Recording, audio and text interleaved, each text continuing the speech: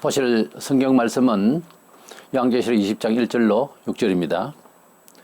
또 내가 보매 천사가 무저갱의 열쇠와 큰 쇠사슬을 그의 손에 가지고 하늘로부터 내려와서 용을 잡으니 곧 예뱀이요 마귀요 사탄이라 잡아서 천년 동안 결박하여 무저갱에 던져 넣어 잠그고 그 위에 임봉하여 천년이 차도록 다시는 만국을 미혹하지 못하게 하였는데 그 후에는 반드시 잠깐 노일이라. 또 내가 보좌들을 보니 거기에 앉은 자들이 있어 심판하는 권세를 받았더라. 또 내가 보니 예수를 증언함과 하나님의 말씀 때문에 목배임을 당한 자들의 영혼들과 또 짐승과 그의 우상에 경배하지 아니하고 그들의 이마 손에 그의 표를 받지 아니한 자들이 살아서 그리스도와 더불어 천년 동안 왕노릇하니 그 나머지 죽은 자들은 그 천년의 사이까지 살지 못하더라. 이는 첫째 부활이라. 이 첫째 부활에 참여하는 자들은 복이 있고 거룩하도다. 둘째 사명이 그들을 다스리는 권세가 없고 도리어 그들이 하나님과 그리스도의 제사장이 되어 천년 동안 그리스도와 더불어 왕노릇하리라. 아멘. 본장은 우리가 앞서 본 대로 19장에서 예수께서 재림하시고 재림하실 때 우리는 같이 일어나는 일이 바로 죽은 자 가운데서 성도로서 죽은 사람이 부활 변화할 때에 그때 살아있는 성도들도 갑자기 몸이 변화된다고 성경은 말씀하고 있습니다. 이래서 우리를 다 부활시키시고 그리고 주님께서 이 세상을 새롭게 하셔서 천년 동안 이 세상을 정말 주님께서 왕이 되셔서 정말 좋은 환경에서 살게 될 것인 것입니다. 어떤 면에서는 예수님이 이 세상에 오시 천년 왕국을 이 세상에 이루시고 그 다음 천국을 다시 우리가 들어가야 되는데 마치 우리가 너무나 고통스러웠던 세상을 새롭게 해서 우리에게 당신께서 계시면 이 모든 것이 이렇게 새로워지고 또 낙원이 된다고 하는 사실을 우리가 신혼여행이랄까 그런 것과 같은 그런 새로운 변화된 지구촌에서 살게 될 것인 것입니다. 이때에 한 천사가 내려와서 사탄을 결박해서 그래서 무저갱에 집어넣고 그리고 잠그고 덮어놓고 절대로 천년 동안 우리 성도를 괴롭히지 못하도록 이렇게 사람을 미워하지 못하도록 그렇게 잠근다 그런 내용이 본문에 나옵니다. 그래서 그 천년왕국이라는 주제로 말씀을 나누고자 합니다. 먼저 천년왕국이 시작될 때에 영적으로 사탄이 결박된 상태에서 천년왕국을 이루기 때문에 지금 우리가 일상에서 느끼는 그런 좋은 세상 그런 정도가 아니고 전혀 죄가 극성을 부리지 못하는 그런 세상이 될 것인 것입니다. 많은 사람들이 천년왕국을 주로 보수 계통의 사람들이 예수께서 오셔서 교회를 이루시고 이 세상에 교회가 존재하는 한 이것이 바로 천년왕국이다. 뭐 이렇게 생각을 하는데 그러나 이 본문에는 사탄이 완전히 묶여서 무지개에 잠기게 되는 것입니다. 그러나 지금은 사탄이 계속 역사하잖아요. 우리가 앞서 본 바 13장에서는 적그리스도가 아주 세계를 대환란으로 넣는 이런 상황이 있었잖아요. 사탄의 역사가 계속되고 있는데 지금 우리가 교회 시대가 천년시대다. 이렇게 영적으로 천년왕국을 설명하기는 어렵다는 거죠. 이래서 이 천년은 사탄을 완전히 묶어놓은 상태에서 우리가 주님을 모시고 이 세상에서 새 세상으로 살게 되는 것을 말씀하고 있습니다. 물론 우리는 이미 부활한 상태에서 영원한 천국에서도 그 몸으로 가겠지만요. 나중에 또 설명이 되겠습니다만은 천국을 입성할 때는 새하늘과 새 땅으로 갈 때는 우리 성도들이 상급을 받게 되는 거죠. 그때는 이제 빛이 조금씩 차이가 날 겁니다, 서로. 그래서 이 어떤 특별한 천사가 마귀를 집어서 무저갱에 집어넣는 이런 내용입니다. 계시록 9장 1절에 보면 다섯째 천사가 나팔을 불며 내가 보니 하늘에서 땅에 떨어진 별 하나가 있는데 그가 무저갱의 열쇠를 받았더라 하는 천사가 있었어요. 이제 요한이 봤을 때에 그 다섯 번째 천사가 아닌가 이 일을 주님이 직접 이렇게 하는 것이 아니고 천사를 통하여서 역사를 하셨죠.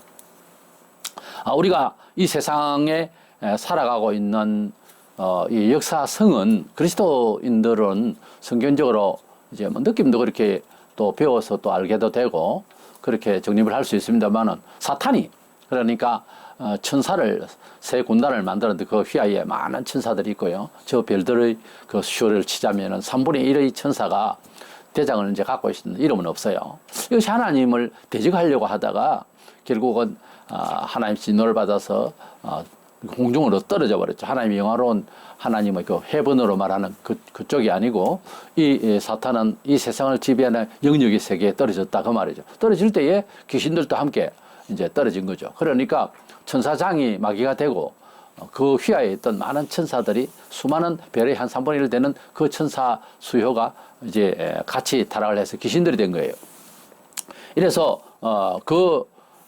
사탄이 제일 첫 번째 나타나는 모양을 문장적으로 보면 창세기 3장에서 뱀 속에 들어가서 하와를 유혹하는 장면이 나오죠. 예, 그때부터 시작해서 인류 사이에 계속해서 마귀는 여러 우상들을 섬기게 하고 하나님을 자꾸 멀리하게 하는 방법입니다. 그리고 정책, 경제, 사회, 문화, 교육, 예술 모든 면에 있어서 하나님보다 세속적으로 또 인간의 그 어떤 그 영광을 위하여서 이렇게 하도록 해서 하나님을 자꾸만 멀리하게 하는 이런 역사를 계속하고 있는 거죠. 2절에 보면은 용을 잡으니 그 천사가 용을 잡으니 곧 옛뱀이요 마귀요 사탄이라 한 놈을 두고 하는 말이지. 옛뱀이라는 말은 바로 앞서 말씀드린 대로 창세기 3장에서 뱀 속에서 역사하던 그것을 말합니다. 그래서 뱀이 사탄이라는 말이 아니고 뱀 속에서 역사했던 것을 말하죠. 그래서 용을 잡으니 옛뱀이요 마귀요 사탄. 용, 옛뱀, 마귀, 사탄. 이 마귀는 한자로 이제 풀이된 거고요.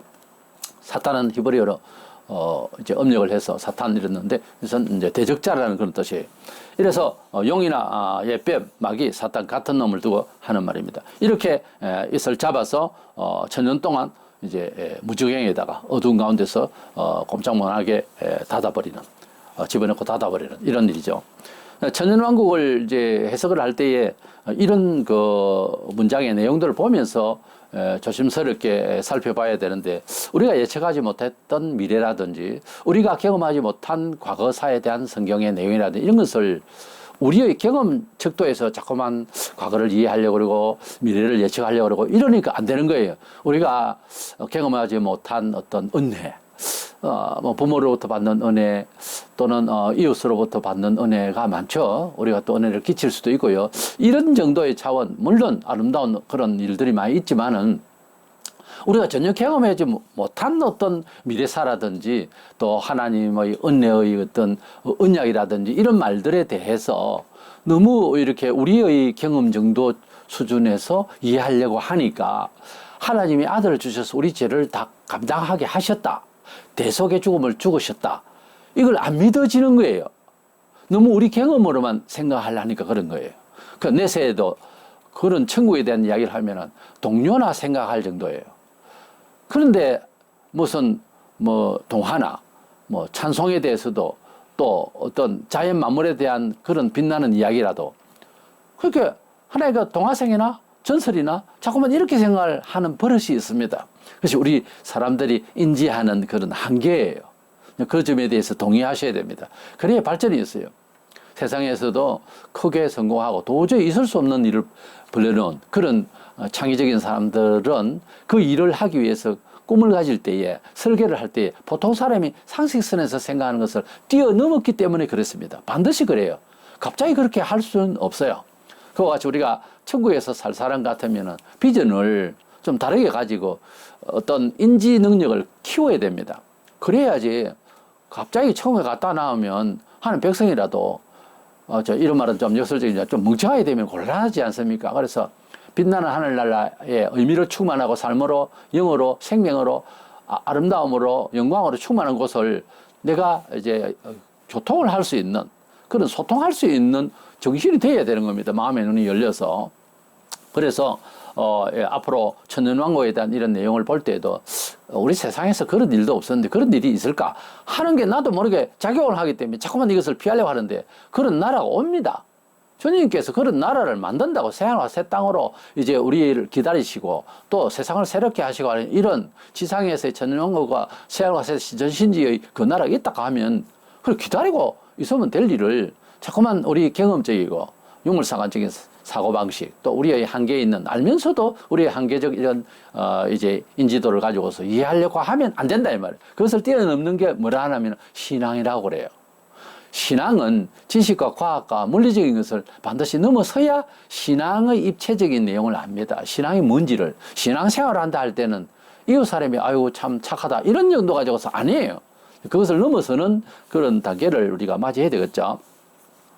그래서 지금은 아무리 그 교회가 은혜롭게 살아도 천년왕국을 이루고 산다 이렇게 볼 수는 없어요. 아무리 좋은 뜻으로 의미를 뭐 그 어디나 천국이니 그리고 뭐 물론 나 혼자는 그렇게 되지만은 현저히 우리가 이 세상에서 악이 지배하고 있고 사탄의 역사가, 마귀의 역사가, 귀신들이 얼마나 우리 성도의 진리로 살고자 하는 것을 갖다 무너뜨리려고 그러고 압제하고 얼마나 우리를 괴롭힙니까? 뻔하지 않습니까? 이걸 뭐 천년왕국이라고 해가지고 들리지 알지 않습니까? 무엇보다 주님이 재림하셨어요? 안 하셨잖아요. 또 주의 재림도 영적으로 뭐 임재했다. 또 이렇게 임마누엘이다 이러는데 너무 그렇게 비약해서 영적으로 해석하는 것도 어느 정도지. 아무렇게나 그렇게 뭐 언주적인, 직유적인 이런 어떤 이제 문장법에 있어서 그런 그 비유법이나 이런 것은 영적으로 잘 해석을 해야 되고 성경은 또 해석을 하고 있고요. 하지만은 시기라든지 날짜라든지 또는 팩트에 의해서 예수님 재림이라든지 이런 현재히 이렇게 19장에서 이야기했고 재림했다고 그랬고 20장에서 이렇게 자세하게 이야기하고 있는데도 그냥 내 생각에는 예수 믿고 천국 간다. 그런 사람은 내 생각에는 천국도 제대로 확신하고 있는지는 없습니까요? 천국을 정말 믿는 사람은 그렇게 막연하게 네, 죽으면 천국 가겠거니 이게 아니거든요. 때문에 하나님 말씀 그대로 믿으면은 내세 또 주님 재림하실 때 있을 일들에 대해서 자세히 그대로 믿어 의심치 않아야 된다 그 말이에요. 그래서 3절에 보면 무저갱에 던져 넣고 넣어 잠그고 뭐가 천사가 사탄을 말이에요. 그 위에 임봉하여 또 봉하고 천년이 차도록 다시는 만국을 미혹하지 못하게 하였는데 그 후에는 반드시 잠깐 놓이리라. 그 후에는 반드시 잠깐 놓인다는 말은 이 다음에 설교에서 말씀을 드리겠습니다만 천년왕국 동안은 꼼짝 못하게 해서 우리가 그리스도 안에서 진리와 평강 가운데서 살다가 부활의 몸이에요 물론. 그러다가 이제 잠시 풀어놓습니다. 지옥 아직 안 갔죠. 풀어놔 가지고서 온 세상에 불신자들은 아직 살고 있어요. 부활 안 한 상태에서 온 세상에 이제 전쟁을 일으키게 하고 마지막 진짜 마지막 이제 발악을 하게 하고 난 뒤에 그것들도 전부 다 지옥으로 들어가게 되는 이런 역사가 나중에 나오겠습니다만 이래서 천년왕국이라는 것은 단지 영적으로 뭐 이제 마음에 천국 자꾸 이쪽으로 가지 말고 이것은 주님이 재림하시고 이 땅에 오셨고 이 땅을 새롭게 하셔서 천년 동안 산다고 한다고 하면 그냥 믿어야 됩니다. 이것을 자꾸 영적으로 예수 믿는 신약 시대다 어쩌다 이렇게 말씀하시면 안 됩니다. 두 번째로 이 천년왕국의 세상의 역사가 어떻게 돌아가는가 하는 것을 살펴보겠는데 먼저는 큰 특징적으로 천년왕국이 이제 시작될 때는 이미 예수께서 재림하시고 재림하실 때 무슨 사건이 일어나요? 성도들이 부활 변화하죠. 그래서 성도가 죽은 성도가 먼저 강이고 바다고 산이고 어디든지 있다가 다 일어납니다. 물론 우리 몸은 완전히 이제 가루가 되고 먼지가 되고 정말 없죠. 그러나 그때는 새 몸으로서 우리가 생전에 살았던 그 몸을 그대로 가지고서 일어나게 되는데 그 몸이 부활의 신기한 몸으로 영생의 몸으로 이제 새롭게 탄생될 거다 그 말이에요. 고린도서 15장 51절 2절에 보면 보라 내가 너에게 비밀을 말하노니 우리가 다 잠잘 것이 아니요 마지막 나팔에 순식간에 홀연히 다 변화되리니 나팔 소리가 남에 이게 중요합니다. 죽은 자들이 썩지 아니할 것으로 다시 살아나고 우리도 변화되리라 그랬습니다. 우리 예수님께서 19장에서 재림하셨고 20장에서 이제 천년왕국이 나오는데 19장 재림하실 때 우리가 부활을 했다. 실제 성도들의 부활의 약속이 언제 이루어지느냐? 재림하시는 19장 계시록 19장에 예수께서 재림하실 때 부활이 되는 거예요.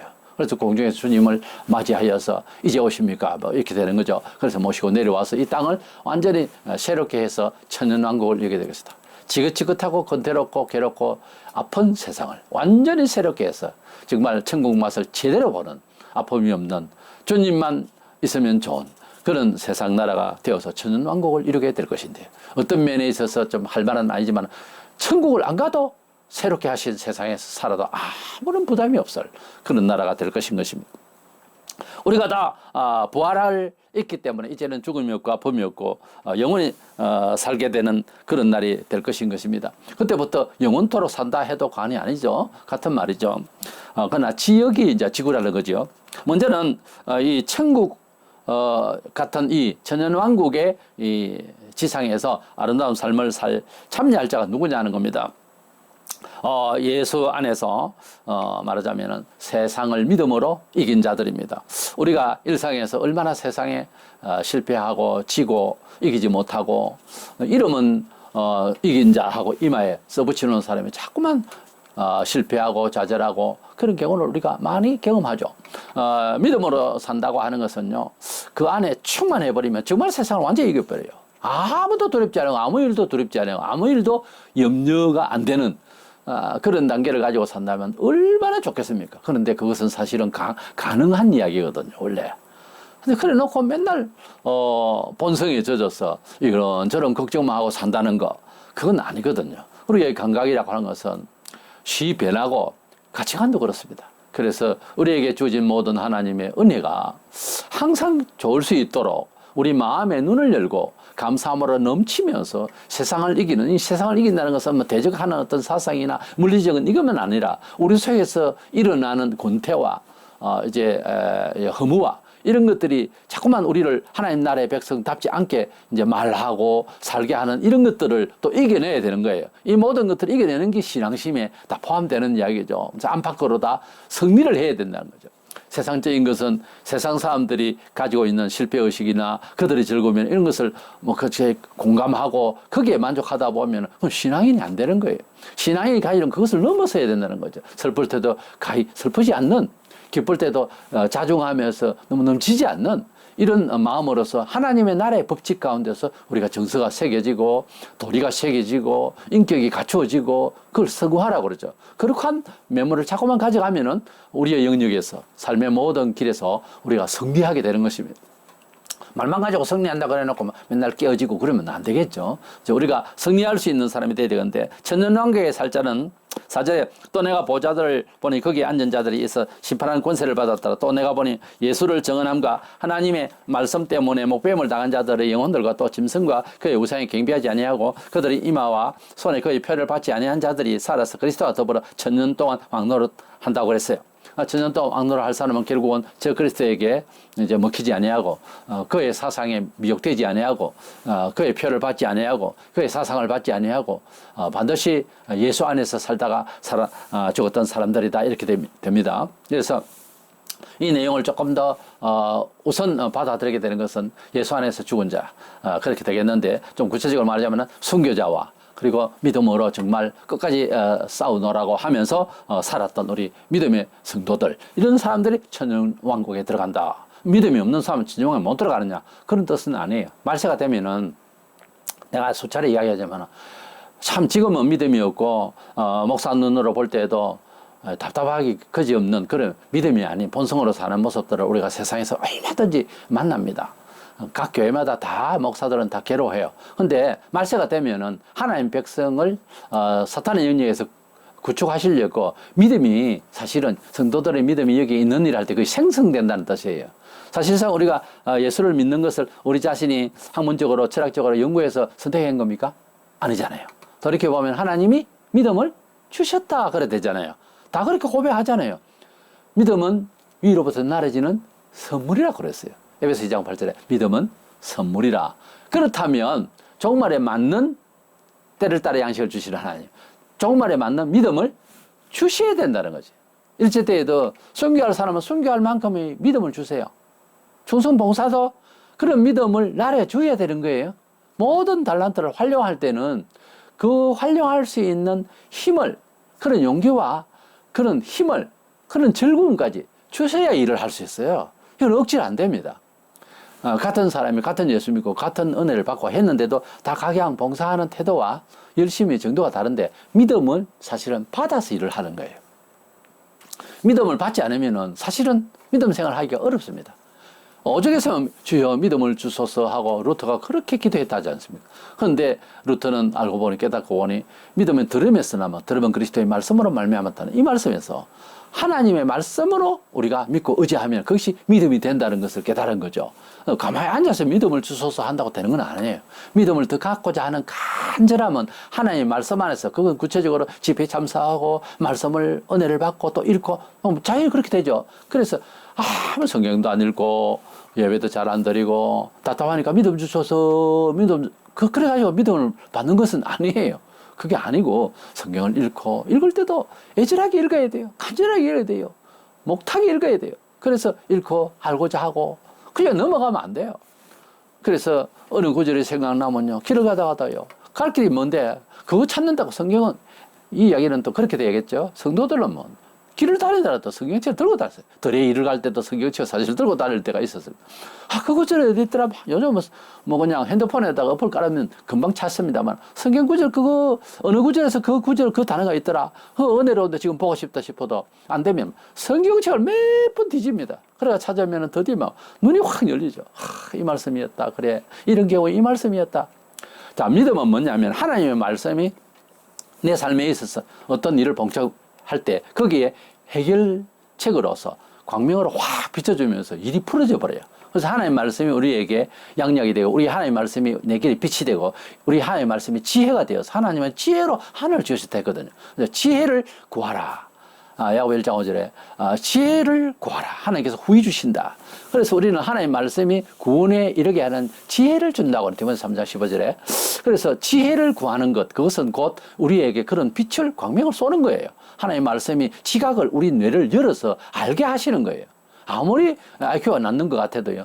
믿음을 잘 지키고 하나님의 말씀을 사모하면 신기하게도 지각이 생깁니다. 그걸 지혜라고 그러지. 지식은 아니고. 그래서 하나님께서 지혜를 주셔서 앞으로 나가게 하시죠. 어쨌든 이 사탄의 세계는 지옥의 세계, 어둠의 세계요, 무식의 세계요, 무지의 세계요, 아픔의 세계, 허무의 세계요, 모든 것이 궁금하고 칙칙한 세계입니다. 이 세계를 우리가 받아들이지 않고 말씀의 세계, 빛의 세계, 성령의 세계, 기쁨의 세계, 평강의 세계, 이런 영을 우리가 믿음으로 산 사람은 2000년 동안 왕노릇하는 이 자리에 들어서게 될 것이다. 마태 19장 28절 예수께서 가르쳐 내가 진실로 너에게 이르노니 세상이 새롭게 되어 인자가 자기 영광의 보좌에 앉을 때에 나를 쫓는 너희도 12보좌에 앉아 이스라엘 12지파를 심판하리라. 사실 12제자는 그냥 제자 아닙니다. 예수님이 이 세상에 계실 때에 특별 훈련을 받았어요. 대중 없이 뭐 신사도 새로운 사도니 신사도 운동을 하고 어쩌고 하는데 사실은 천국에 가서도 위계가 있어요. 사도는 특별한 인물입니다. 그걸 하셔야 돼요. 거의가 다 순교했어요. 이분은 이 12사도는 주께서 세상을 새롭게 하실 때에 보좌 주변에서 이 세상을 믿음을 제일 먼저 가진 사람 아닙니까? 제일 지혜로운 사람, 제일 먼저 경험한 사람. 그러니까 대선배로서, 초기의 선배, 교회 창설자로서. 그래서 영적으로 우리를 지도할 것이다, 지배할 것이다, 그런 뜻이에요. 예수님께서는 이 12사도들에게 사실은 권세까지 영원토록 사실 안겨다 주시는, 왜냐하면 예수님 자신의 권위를 위해서 그렇습니다. 특별한 제자예요. 우리가 뭐 학교 설립을 하더라도 아주 몇십 회 이렇게 지나간 후배들이 항상 그 선배들의 창설 멤버들을 생각하게 되는 거죠. 그럼 천국에서도 마찬가지입니다. 누가복음 22장 30절에 너희는 내 나라에 있어 내 상에서 먹고 마시며 또는 보좌에 앉아 이스라엘 12지파를 다스리게 하려 하노라. 얼마나 그 권위가 있습니까? 얼마나 아름다운 이야기입니까? 이걸 뭐 영적으로 예수 잘 믿는 사람에게 영광을 준다, 뭐 그것도 물론 맞아요. 그러나 일반 우리 사도 외에 이제 믿는 사람들의 영광은 또 따로 설명이 다 돼 있으니까 괜히 넘어뜨게 손대지 말고 우리 사도들이 받아야 할 영광이 따로 있어요. 그분들이 아니면 우리가 어떻게 예수를 믿어요? 그렇지 않습니까? 그러니까 우리가 겸손하자는 거죠. 천국에서도 위기가 있어요. 그런데 심판하는 권세는 사실 영적으로는 이 지상에 살면서 우리가 살아보면서 특별한 경험들을 이야기하고 또 우리가 또 이제 소소하게 경험도 할 수 있는데요. 우리 성도들이 세상을 이길 수 있는 권세를 하나님이 사실은 주셨어요. 뭐 1장 12절 13절에 예수님을 영접하는 믿는 자 아닙니까? 믿는 자들은 하나님 자녀가 되는 권세를 줬다 이거든요. 이 권세는, 이 파워는 단순한 어떤 개인적 영적 파워가 아니라 세상을 이길 수 있는 파워다 그거죠. 고린도서 6장 2절에 성도가 세상을 판단할 것을 너희가 알지 못하느냐? 세상도 너희에게 판단을 받겠거든 지극히 작은 일 판단하기를 감당하지 못하겠느냐? 고린도 교인들이 뭐 니잘란디 네잘란디 이권 문제 싸우고 난리를 칠 때 세상 법정에 아주 투쟁을 하고 난리를, 그 바울이 하는 말이 우리가 세상을 판단할 권세가 없느냐? 뭐 이런 일을 가지고서 세상에 가서 그렇게 판단을 받으려고 하느냐? 이 문제를 가지고 교회사적으로 세상 법정에 오가는 일이 한두 가지가 아니고 아예 세상 법정에서 교회의 사건만 전담하는 판사도 있어요. 이만치 뭔가 타락된 거예요.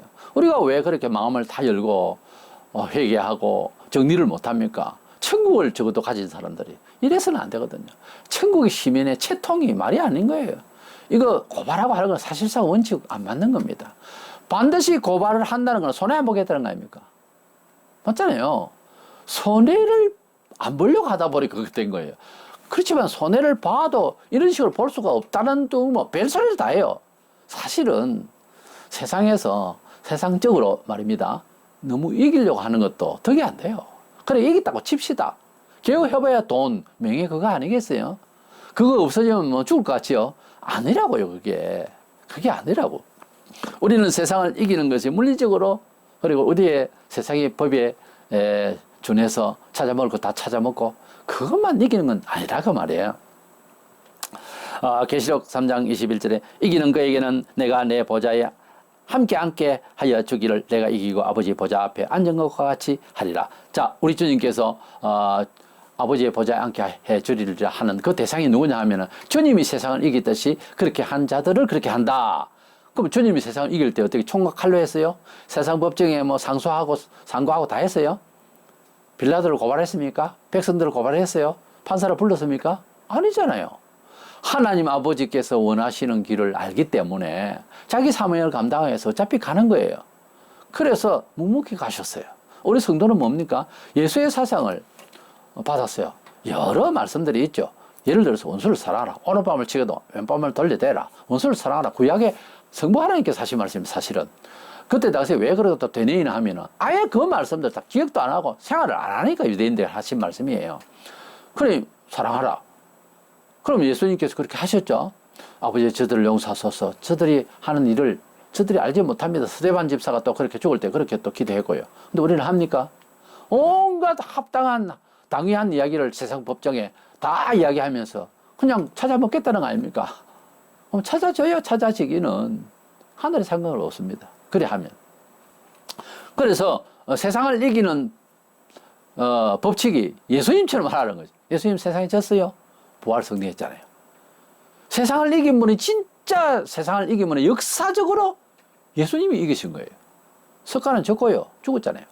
세상을 이기는 것. 그것은 세상의 모든 행복과 세상의 모든 괴로움과 세상의 모든 그래서 끝내는 죽음 이것까지 이겨야 되는 거예요. 그 예수님은 이기셨잖아요. 물질을 많이 가졌기 때문에 행복했습니까? 아니잖아요. 예수님께서 죽으셨습니까? 세상에 적게요? 다시 사셨잖아요. 때문에 예수님 법칙대로 이기려고 하는 것은 우리의 신앙이라는 거예요. 그 깊이가 좀 얕고 부족하지만 그런 식으로 사는 자들이 천연왕국에 들어가고 그런 식으로 사는 자들이 아버지의 보좌 앞에 간다 이거예요. 그래 사는 사람들을 구분을 꼭 해서 하자면은 정말 우리의 신앙 모델이 되어야 할 순교자들이죠.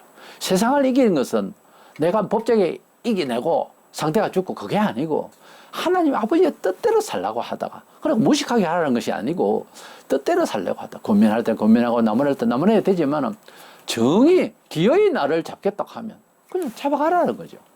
그 아버지 뜻대로 사는 건 그겁니다. 거기까지 가야 진정 승리자가 된다는 겁니다. 죽어서 승리할 수 있는 자가 돼야 됩니다. 사실은 살아서 다 내 거 다 살리고 내가 승리자가 된다는 것은 얼핏 보면 맞는 말인데 그건 아니에요.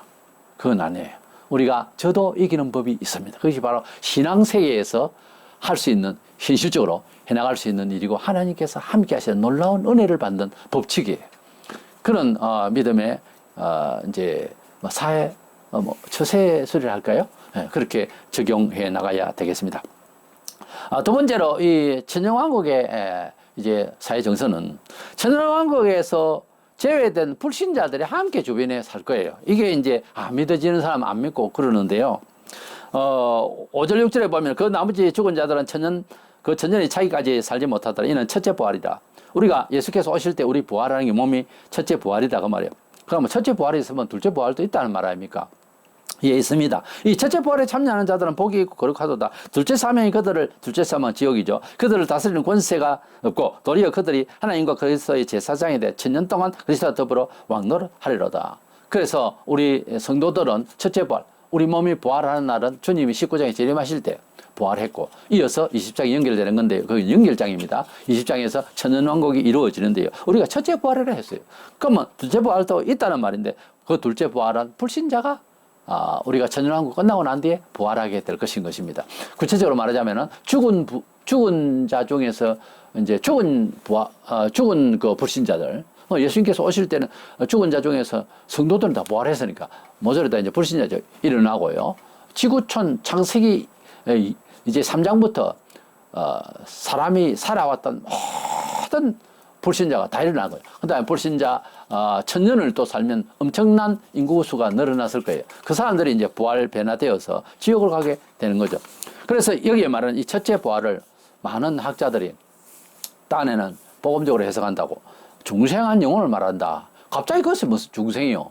그래서 이거는 몸의 부활을 말하고 단어도 다릅니다. 이건 몸의 부활을 말하는 거예요. 첫째 부활은 우리가 중생이 아니고 우리 몸의 부활이고 19장에서 예수님 재림하시면서 우리 몸을 부활시키신 것인데 매우 구체적으로 부활에 대해서 순서를 말한 것이 고린도서 15장 23절로 25절에 있는데요. 이것을 10번이나 한번 읽어보세요. 그러나 각각 자기 차례대로 되는 이 차례라고 했잖아요. 먼저는 첫 열매인 그리스도예요. 첫 열매, 부활의 첫 열매 예수님이죠. 그렇죠? 예수님이 역사 속에서 전무후무하게 부활하신 분은 예수님입니다. 구약이 안 죽고 하늘 올라가서면 에노크 엘리야가 있지만은 몸의 죽음과 그 뒤로 부활을 하신 분은 예수밖에 없어요. 첫 열매인 그리스도요. 다음에는 두 번째면 내 차례돼야 된다니까. 그가 강림하실 때 언제? 계시록 19장에 그리스도에게 속한 자라. 우리가 예수 믿는 자의 말. 해놨잖아요. 다음에는 이렇게 순서상 예수님이 첫 열매지만은 이제 지구촌의 부활의 그 역사를 말하자면은 우리가 첫째 부활이죠. 그래서 성도가 부활하고 그 후에는 그렇게만 말을 하면 되는데 표현이 안 그래요. 그 후에는 마지막이니 또 이렇게 중복으로 되어 있죠. 그가 모든 통치와 모든 권세와 능력을 멸하시고 이 세상 것을 완전히 멸하시고 나라를 우리 성도들과 함께하는 나라를 아버지 하나님께 바칠 때라 그랬어요. 그렇게 세 번째죠 부활이. 예수님이 첫째 부활, 우리가 예수님께 재림하실 때 부활. 그 후에는 나중이니 천년왕국 뒤로 그 말이에요. 그가 모든 원수를 그 발 아래 둘 때까지 반드시 왕노릇 하시리니 천년왕국 왕노릇 하시리니 그렇게 되어 있습니다. 그래서 고린도서 15장 20절에 보면 예수님을 부활의 첫 열매라고 이렇게 하셨고요. 첫 번째 부활하게 되는 말을 한 이 계시록 20장에 말하는 것은 우리 성도들을 말하는 거예요. 그래서 천년왕국이 다 지나고 난 뒤에는 불신자들도 사실은 부활하게 됩니다. 요한복음 5장 29절에 선한 일을 행한 자는 생명의 부활로 악한 일을 행한 자는 심판의 부활로 나오리라. 보면 부활은 부활인데 영생의 부활, 성도들의 부활이 있고 악한 부활로 영벌의 부활이 있다 하는 거죠. 사람이 한 번 죽지 두 번 죽나? 두 번 죽습니다. 우리가 한 번은 육신의 죽음을 죽고요. 또 한 번은 영원한 지옥을 갑니다. 사람이 한 번 태어나지 두 번 태어나나? 두 번 태어나죠. 우리가 하나님 앞에서 영적 부활을 중생의 부활도 있지만 중생은 사실은 부활이라 하지 않아요. 거듭난다고 그러지. 우리 몸이 육신이 한 번 태어나고 다음에 부활 변화돼서 새 몸으로 태어나니 두 번 태어난다고 볼 수 있죠. 그래서 우리가 경험하지 못했다고 해서 없다. 그러면 안 돼요. 촌놈이 옛날에 촌놈이라고 하면 좀 어색합니다만 서울에 갔다 온 사람이 서울에는 막 산더미만한 집이 있고 뭐 차가 다니고 별 이야기를 다 하니까 안 가본 사람은 그런 게 없다는 거죠. 왜? 어촌에서 농촌에서 쳐다보는 거는 그냥 지프로 둘러싼 초가집용이요. 그리고 그냥 소나 돼지나 이런 소리만 듣던 사람이 뭐 빵빵거리는 차 소리가 있고 뭐 안 들어봤으니까. 예, 없으면 뭐 못 봤으면 없다. 이렇게 하는 말하고 똑같은 이야기예요. 우리가 아무리 지성인이고 과학시대에 산다고 해도 천국은 과학을 완전히 뛰어넘어서 너무 찬란한 이야기를 충만하게 되어 있거든요. 계속 나중에 또 21장에서 나오겠습니다만 천국의 모습은 막 완전 이거는 보석으로 빛나가지고 눈이 부실 겁니다. 근데 그런 이야기를 하면 그런 거 없다 그러거든. 그런 집이 세상에 어디 있느냐? 천국에 있다 이 말이지. 근데 안 믿으려고 하는 거예요. 왜? 우리의 인식은 경험 한계에서만 말하거든. 그런 것이 있을 것이다 하는 추상도요. 그냥 한 10% 조금 올릴 정도지. 사람이 그렇게 안 돼요. 200% 300% 어떻게 연상합니까? 잘 안 됩니다. 세상에 성공하고 큰일 해낸 사람은요. 몇십 %를 올리는 거예요. 비전을. 그런 사람이 반드시 앞서 나가고 큰일을 해내고 사실 또 부유해지기도 하고요. 옛날식으로 살고 전혀 내 경험 밖에는 요동도 안 하고 이러면요. 한계 속에서 고생만 하다 죽습니다. 그러지 마시고 뭐 가다가도 쓰러지고 자빠지더라도 좀 도전을 하시고 나이하고 상관없습니다. 무슨 일이든지 하나님의 기적과 역사를 바라보면서 왜? 하나님의 설계는 그런 식으로 살 수 있도록 되어 있거든요. 우리 뇌리에 DNA를 그렇게 소프트웨어를 우리에게 심어놨다고요. 믿음 안에서 얼마든지 일을 할 수 있어요. 그런 마음의 눈을 열고 우리 살아갑시다. 24절에 보면 그 후에는 마지막이니 그가 모든 통치와 모든 권세와 능력을 멸하시고 나를 아버지 하나님께 바칠 때라. 그 후에는 나중이니 그러니까 마지막 번째 세 번째죠. 총 그때 부활할 사람들 천년왕국 이후에 일어날 부활인데 여기서 불신자의 부활을 말합니다. 여기에 그 후에는 마지막이니 하는 원문을 보면은 에이타 토텔로스라고 되어 있는데 then the end will come 그 끝 맨 마지막 그래 돼 있어요. 이 문장법이 표현법이 맨 나중에 그 말이에요.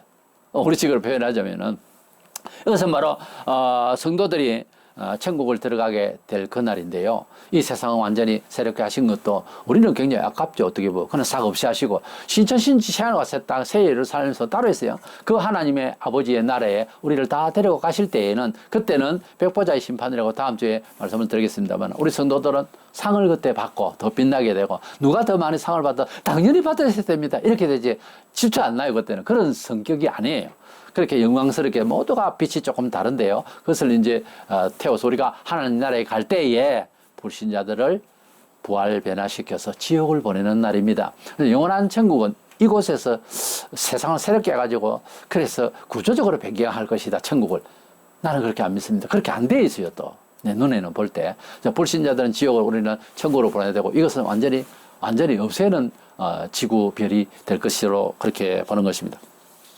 그래서 우리가 영생천국 가기 위한 성도들의 부활이 있고 맨 나중에는 이제 불신자들이 부활 변화해서 지옥을 가게 될 것이다 하는 것입니다. 그러면 천년 동안 그러면 불신자하고 우리하고 어떻게 같이 사나? 그것도 어려운데 우리가 그렇게 살아봤어요? 안 살아봤잖아요, 물론. 그런데 예수님께서 부활해서 땅에 며칠 동안 계셨다? 한 달여를 계셨어요. 그건 어떻게 설명할 건데요? 그런데 한 달여를 동안 증명하셨다고 하면 되지 구체적인 내용에 거동이 잘 안 나와요. 그렇다고 해서 안 살았습니까? 성경이 거짓말 하는 겁니까? 사셨어요, 다니시면서. 우리가 다 살 수 있어요. 그리스도 안에서. 우리가 그리스도의 지배 안에서. 우리가 부활한 몸으로 사람 다 볼 수 있어요. 부러워해도 할 수 없고, 그 사람들이. 우리는 부활 변화 될 것인 것입니다. 이래서 청년왕국에 대해서 마지막으로 간단하게 천년설이라고 하는 소위 학설이 있는데 이것을 이제 어떻게 이 천년왕국에 대해서 이해할 것이냐 하는 것은 여러 가지 내용들이 나오는데 왜 나왔느냐 하면은 본성의 인지도 때문에 우리가 연약해서 이렇게 나온 거거든요. 너무 나무랄 건 없지만은 이것은 이렇게 믿으면 정말 안 된다 싶으면서 이런 학설은 또 버려야 될 것은 버려야 되겠어요. 먼저 후천년설이라는 게 있어요. 이 기독교가 온 세상에 다 전파되고 천년 동안 정말 이제 기독교가 완전 세상을 지배할 날이 올 것이다. 후천년설. 그래서 천년이 다 끝나고 난 뒤 주님이 오신다는 후천년설이 있는데 그건 말이 안 되는 게 죄가 너무 많아서 심판을 내려오시기 때문에 앞뒤 안 맞는 얘기. 후천년설은 안 맞는 얘기. 그 다음에 제일 많이 알고 있는 장로교에서 보통 이제 보수파에서 하는 것은 무천년설이라고 있습니다. 칼빈도 무천년설에 가까운 이야기를 했어요.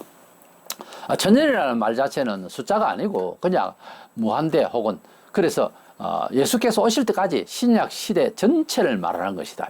그렇게 예수님께서 재림하실 때 밤바라바 하고 천사들의 그 하늘에 나팔 소리와 함께 천사와 함께 내려오실 때 그때 모든 사람들이 신불시간에 다 부활해서 판단을 쫙 해서 양과 염소 갈 것이다. 뭐 이렇게 생각을 하는데 사실 이 본문에서는 상당히 구체적인 기한이 있고 전후의 맥락이 다르잖아요. 역사성이 다르게 되어 있기 때문에 그렇게 말하면 안 됩니다. 우리 주님께서는 신약 시대가 전부 천년왕국 시대로 그렇게 인식할 수 있도록 뭐 그런 언지를 주신 것도 없고 설명이 된 것도 없어요. 단지 그렇게 여기고 싶다는 거지. 예수 안에서 우리가 천년은 왕국과 같이 그런 하나님의 나라를 만들어 나가자. 의미는 좋은데 어떻게 그렇게 돼요? 세상이 아니에요. 무천년설은 이제 뜻으로는 좋은데 희망상이지. 뜻으로는 좋은데 성경에 부합되기 어렵고 현실적으로 우리가 그렇게 살아가는 정서가 안 맞아요. 그 다음에 시대로 전천년설이 있는데 주님께서 재림하시면은 7년 동안 이제 공중에서 주님을 만나서 오늘 뭐 성도들은 잔치를 하고 덜 믿는 사람, 예수 믿기 믿는데 고생하는 사람은 순교의 공로를 구원을 받고 말도 안 되는 소리예요. 그러고 난 뒤에 예수님 재림하셔서 천년왕국을 이룬다 하는 말은 같이 하는데 네 번째로는 역사적 전천년설이라고. 정통파에서도 계획주의에서 이 역사적 전천년설을 또 많이 또 주장하는 분들이 있습니다. 저는 이쪽을 속하는데 환란을 다 겪고 난 뒤에 예수님께 재림하시면 이제 앞서 말씀드린 대로 세상을 새롭게 해서 천년 동안 왕노를 하시고 난 뒤에 불신자들과 함께 살죠.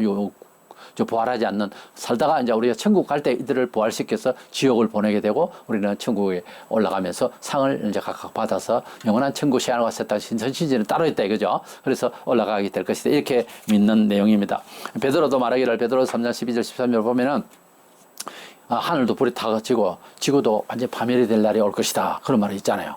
예수님은 세상을 새롭게 해가지고 천국 이룬다 했는데 그렇게 부딪히죠. 결국은 없이 한다는 겁니다. 이거는 다 없이 하고 베드로 사도께서도 우리가 그렇게 이 세상 믿지 말고 이 세상에 영원토록 살 것 같이 그렇게 생각하지 말라. 이 불타가 없어진다. 하늘도 불탄다. 우리가 생각하고 있는 이런 스카이와 이런 자연의 모든 것 다 타고 없어지고 새하늘과 새 땅의 나라에 갈 것인데 어떤 사람이 돼야 되겠느냐. 우리가 경건하자. 그 경건이라는 말은 사실 세상적으로 절제라는 말이에요. 그래서 우리가 천년왕국에 대해서 이제 다시 살펴봤습니다. 하나님께서는 우리에게 은혜의 하나님인데요. 앞으로의 미래에 되어질 그림을 우리에게 주시면서 천년왕국을 이야기하는 것은 저는 처음에 예수 믿을 때에 이걸 보면서 진짜 재미난 거예요. 우리가 주님을 만나는 19장에서 우리가 혼인한다고 그래 혼인잔치라고 표현하잖아요. 신혼여행 가야 되잖아요. 그래서 저는 장 그렇게 말합니다.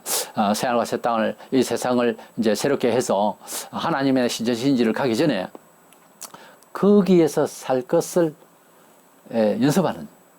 그래서 신혼집에서 살 것을 미리 여행을 하면서 대화하면서 우리 그런 집에 살 것이다. 우리 남녀가 결혼을 했다. 신혼여행을 갔습니다. 일상에서 뭐 일을 하면서 잠잘 곳은 일상 여관이나 모텔에서 하겠지만은 신혼여행 가서면 적어도 이제 호텔이나 뭐 가고 싶어 하지 않겠어요? 돈이 있으면 더 좋은 곳으로 가서 정말 하룻밤이지만은 굉장히 비싼 집이라도 너닝이 되면 가서 우리가 살 집도 아주 촌사람이지만 이제 서울에 아주 멋진 데다가 비유가 좋은 집에 아주 60평, 80평 되는 큰 집을 준비해서 칩시다. 우리가 우리 집에도 이제 이런 좋은 호텔에 있는 것보다 더 좋은 거 있어. 그러면서 그렇게 부부가 하룻밤을 첫밤을 지내겠죠. 왜 이 말을 합니까? 천년왕국에 새롭게 세상을 만들어서 주님 신랑 되신 주님과 신부된 교회가 사는 맛이 그런 맛이다 그 말이에요. 이 나라를 새롭게 해서 주님하고 진짜 살아보면은 우리는 신앙으로 만들어 가려고 하잖아요. 성시와 운동이니 뭐니 말을 하잖아요. 그 어디나 천국이니 그냥 애 같아서 그런 찬송을 하고 또 경험이 조금 있어 하지만 주님이 오셔서 정말 살아보면은 너무너무 멋진 곳입니다. 뭐 이제 위성을 타고 올라가 지구를 보면 너무 영롱하고 좋다고 하잖아요. 아름답고. 그 세상을 만드시고 하나님께서 보시기에 좋았다고 했는데 우리 그런 개념이 없잖아요. 지금 죄를 짓고 난 뒤에. 그래서 이 세상을 주님이 오셔서 새롭게 하니까 진짜 좋은 거예요. 진짜 좋은 거예요. 근데 이거보다 더 좋은 것이 우리 집 하나님의 나라가 있다 이 말이에요. 그래서 신혼여행하는 장소도 좋아야 되지 않겠어요? 아무래도 좋은 데를 가겠죠. 그와 같이 이 세상을 너가 참 괴로웠던 세상이지 주님이 참 말씀을 새롭게 하셔가지고 살아보면 너무너무 좋지 않겠어요? 그렇게 해석했어요 저는. 그래서 천년아 왕국은 안 준다 해도 나는 새로 만들어 주보세요 하고 싶더라고. 정말 에덴의 아름다운 그런 축복의 나라로 만들어서 살아보다 아쉽지 않게 하나님의 나라는 더 좋으니까 그 신천신지 새하늘과 새 땅의 나라로 우리를 또 데리고 가실 그 날을 기다리는 맛에 순교까지 각오할 수 있는 저 여러분 되시기를 주의 이름으로 축원합니다.